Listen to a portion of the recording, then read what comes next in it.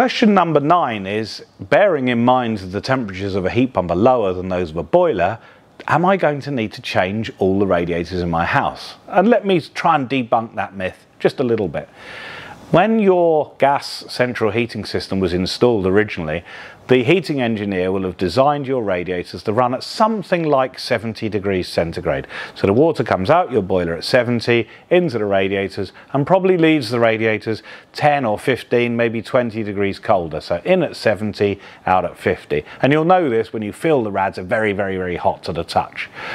If I was to basically remove your boiler and replace this with a heat pump, which we've discussed already is essentially a lower temperature boiler replacement, what we're going to find is those radiators are only going to be something like 50 degrees centigrade. So we're going to push water in about 52, 53, and it's going to leave around 48. So average of about 50.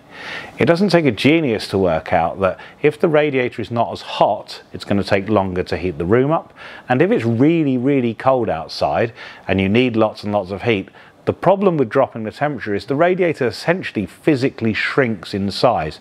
So in some cases, if the radiators are running on a boiler at very, very high temperatures, what we have to do is increase the size of the radiator as we drop the temperature.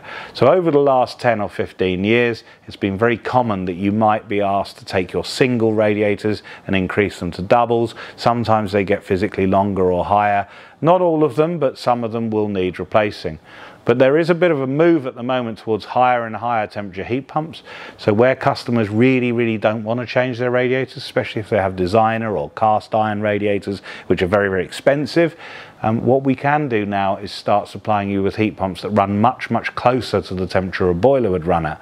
So the myth that every radiator in your house needs changing is simply not true. Some may need changing. If you want to go for ultra low temperature, ultra high efficiency, more will need changing. And it's often a balance, and your installer will talk to you about the options for this.